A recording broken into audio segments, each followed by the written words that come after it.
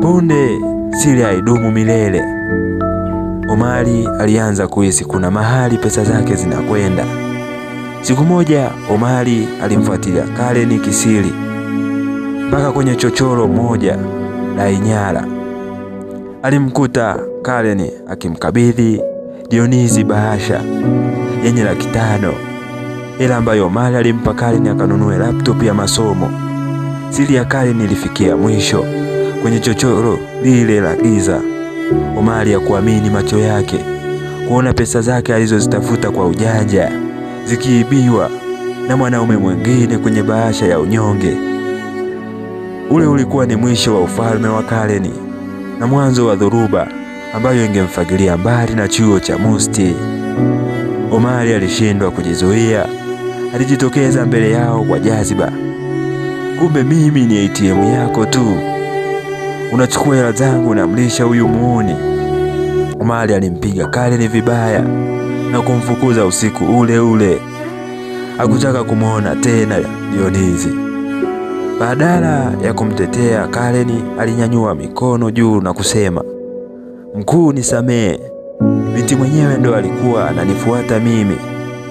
Karen alihisi dunia imempasukia na Dionisi aliyokuwa akimsaidia hakumhitaji tena. Karen alisahau utu wake, aligalagala kwenye mavumbi ya Ikuti akimlilia mwanaume ambaye miezi michache iliyopita alimuona kama ATM tu. Alimuomba Omari asimwache, alimuomba msamaha kwa kila chozi, lakini Omari alishapofushwa na usaliti. Aligeuza mgongo akaingia kwenye gari lake la kifahari na kumwacha Karen akimeza vumbi la majuto ya peke yake. Haikuishia hapo. Karen aligundua ana ujauzito na hakujua ni wa Omari au Dionisi. Matokeo ya chuo yakatoka. Alikuwa amefeli masomo 5, GPA ya chini ya 1. Alipompigia kaka yake John alimwambia, "Umeniaibisha, sitaki kukusikia tena." Siri ilimfikia mzee Mikidadi kupitia kwa jirani yao Meliki.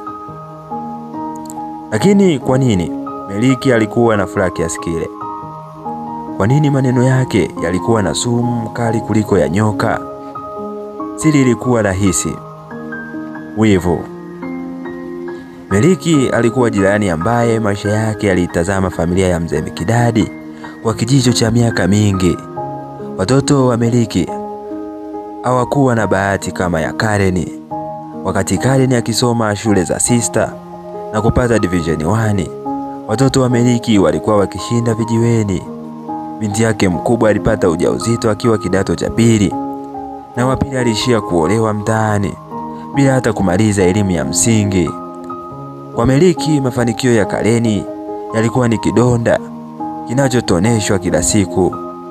Alikuwa akisubiri kwa hamu siku ambayo mzee Mikidadi, yule mzee wa kanisa anayejisifu kwa malezi bora, angeanguka. Na sasa saa ya Meliki ilikuwa imefika. Kila neno la kejeli alilomtolea Mikidadi ilikuwa ni kulipiza kisasi cha unyonge wa watoto wake mwenyewe. Mikidadi hakuamini kama binti yake Malaika amekuwa chombo cha kulea wanaume mjini chuo, na akamwaga laana usiku kucha. Alimfuta Karen kwenye orodha ya watoto aliowahi kuwazaa. Na Karen aliamua kumpigia mama yake simu, lakini alipokea baba yake, na ndipo mzee akastop mawasiliano ya mama na mtoto. Karen, baada ya kuona amebaki peke yake, aliamua kuacha masomo. Karen alibaki peke yake mitaani, hana Omari wa kumpa pesa wala Dionisi wa kumfariji, hata wazazi waliokuwa wakimshika mkono. Siku ya mahafali ilifika. Rangi za majozi zilipamba chuo cha Musti, vigelegele vilitawala. Karen alisimama pembeni ya lango la chuo akiwa amebeba mwanawe mchanga mgongoni, akiuza karanga kwa wageni. Alimuona Davisi akipita akiwa amevaa joho la graduation, akitabasamu kwa ushindi, huku wazazi wake wakimshangilia. Macho ya Karen yalikutana na ya Davis. Davis yule yule maskini aliyemshauri na akamcheka, sasa alikuwa anang'ara kwenye joo lake la ushindi. Wazazi wa Davis walikuwa wanaruka kwa vigelegele vya fahari, huku Karen akijificha nyuma ya sanduku lake la karanga asionekane. Sekunde hiyo Karen alielewa maana ya methali, mvumilivu hula mbivu na mchezea uhuru huvuna mavumbi. Karen alibaki na chozi la majuto. Alipata uhuru alioutafuta, lakini hakuwa na nidhamu ya kuutumia. Uhuru ulikuwa umemgeuka kuwa gereza la maisha, stendi ya mabasi ya 88 Mbeya, mahali ambapo safari nyingi huanza, lakini kwa Karen ilikuwa ni mahali pa hukumu. Alisimama mbele ya basi lililoandikwa Dar es Salaam, safari ambayo miaka 3 iliyopita aliifanya kwa mbwembwe na matumaini makubwa. Mguu mmoja ulitamani kupanda kwenye basi. Urudi Kijitonyama akamlilia mama yake Nuria na kuomba msamaha kwa mzee Mikidadi, lakini mguu mwingine ulikwama kwenye lami.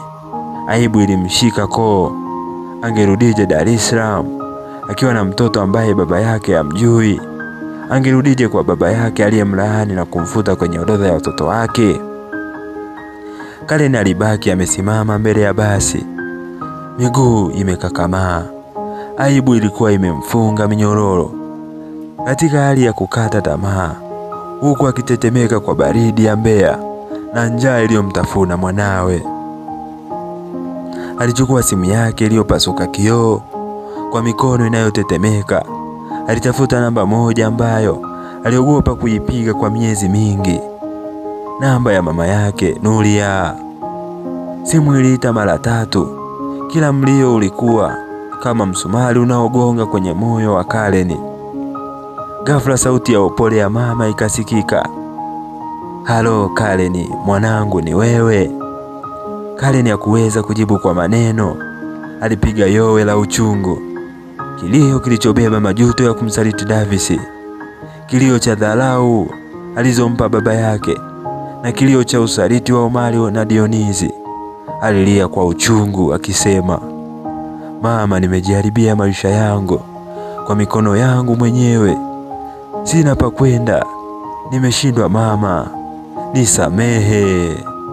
Nuria, mama ambaye upendo wake hauna mipaka, alishindwa kustahimili licha ya amri ya Mikidadi. Roho ya uzazi ilimshinda. Kwa siri alichukua akiba yake ya mwisho na kumtumia Karen nauli. Alimnong'oneza kwenye simu, "Mwanangu, usije Dar es Salaam.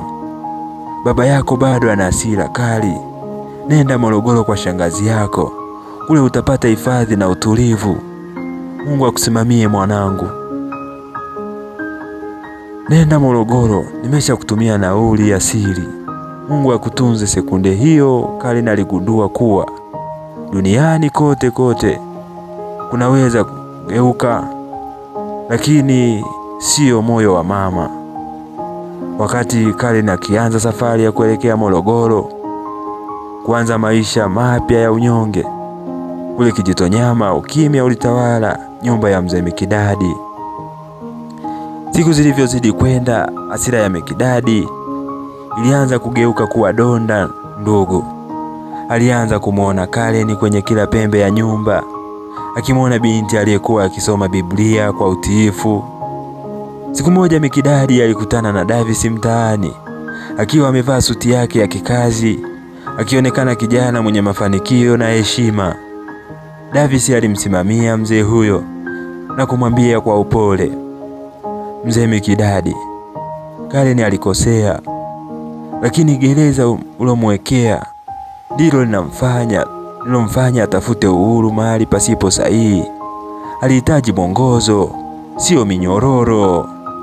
Mzee Mikidadi alirudi nyumbani, akakaa kwenye kiti chake, na kwa mara ya kwanza alilia. Aligundua kuwa ukali wake uliopitiliza ulimfukuza binti yake kwenye mikono ya mbwa mwitu. Alijuta kumlaani mwanawe, akitambua kuwa shahada ya Karen imepotea, lakini uhai wa mjukuu wake ni nafasi nyingine ya Mungu kurekebisha makosa. Ndugu mtazamaji, simulizi ya Karen inatufundisha mambo matatu makuu. Kwa vijana, uhuru sio nafasi ya kufanya majaribio ya maisha, bali ni kipimo cha nidhamu yako. Usitumie nafasi ya elimu kuharibu kesho yako kwa ajili ya anasa za muda mfupi. Kwa wazazi, malezi siyo gereza. Mtoto anayebanwa bila kufundishwa kwa nini anabanwa atakuja kulipuka siku akikutana na ulimwengu. Mpe mtoto wako nafasi ya kuongea nawe ili asitafute washauri mtaani kama akina Dionizi. Kuhusu msamaha, hakuna kosa lisilosameheka chini ya jua. Majuto ya Karen na huruma ya Nuria vinatukumbusha kuwa ni mfululizo wa nafasi ya pili katika maisha. Je, unadhani Karen atafanikiwa kuanza maisha mapya Morogoro? Na je, mzee Mikidadi atapata ujasiri wa kumtafuta mwanawe na kumwambia nisamehe? Niandikie maoni yako hapo chini. Naitwa